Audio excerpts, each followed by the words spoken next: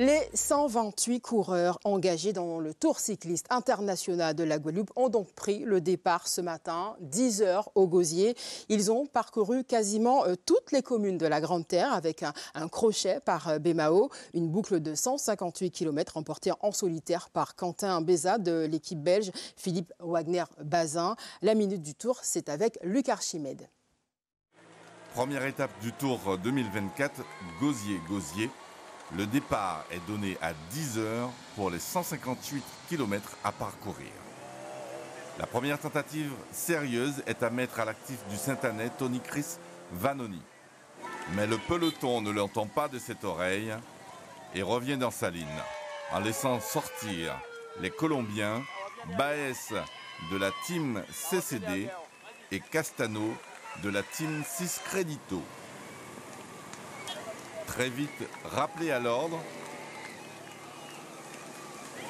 à la sortie de Sainte-Anne, 4 hommes quittent le peloton. Quentin Béza de Philippe Wagner-Bazin, Kendrick Clavier de la JCA, Bjorn Strenker de Embrace the Road et Romain Arcangeli de l'Isère. Ils vont compter jusqu'à 3 minutes 20 sur le peloton cadenassé par les Colombiens de l'équipe du maillot jaune, Wilson Peña.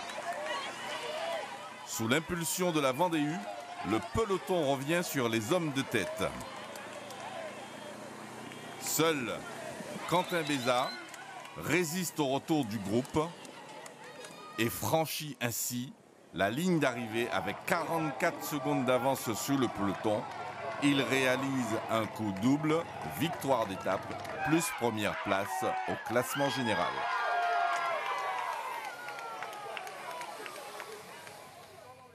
C'est un commentaire de Joël Anissette. Voyons donc maintenant les classements de l'étape tout d'abord. Le premier, Quentin Béza. La team EcoFlow Chrono réalise un doublé en deuxième, avec en deuxième et troisième position Philippe Jacob et Jérôme Gauthier.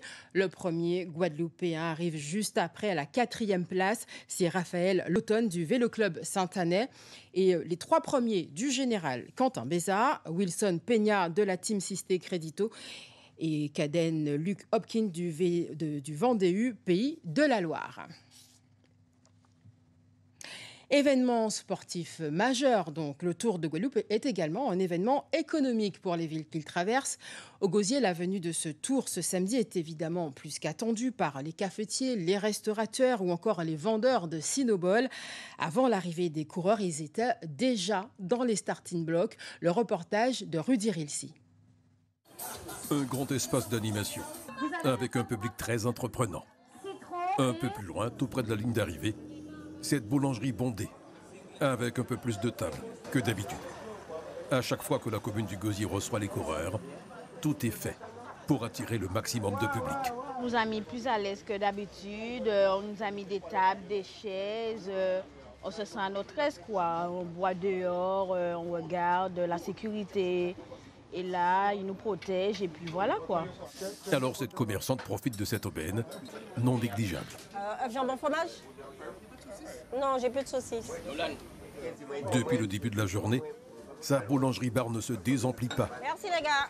Ok, bye bye. Ça nous a permis de liquider un peu de stock, de boissons.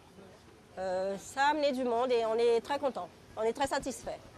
Ça nous fait plaisir parce que le Gosier est assez calme en ce moment, donc ça nous amène du monde. Côté stand de rue, la tendance n'est pas la même. Pourtant très appréciée à toute heure partant de forte chaleur, les Cinobols de Marilyn ont du mal à partir.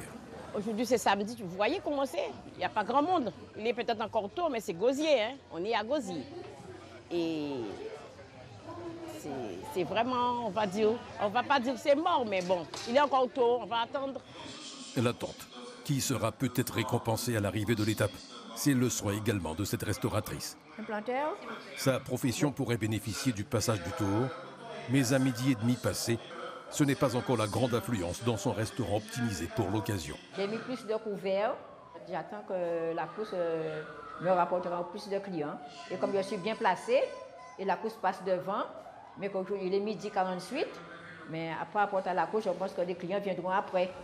C'est une habitude dans l'histoire du Tour de Guadeloupe que Gosier soit ville-étape. Pour cet élu, les avantages d'une telle participation de la ville à l'événement se déclinent en plusieurs points. Les restaurants, les hôteliers, ils sont contents par rapport, on est au mois d'août, en plein mois d'août, par rapport aux touristes qui sont sur le Gosier. Il faut savoir que le Gosier, c'est une ville touristique, que ça peut lui emmener que du bon.